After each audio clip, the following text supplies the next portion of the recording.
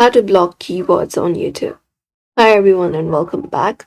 In this guide, we'll show you how to do so that unwanted comments or content do not bother you. So let's just get started. So let's open up YouTube Studio. You can directly go to youtube.com first.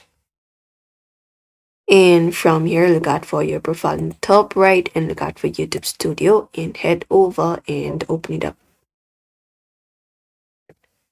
Now from here on our left hand side bar, look out for the settings option and basically look out for community auto moderation, which is this one right here, community moderation.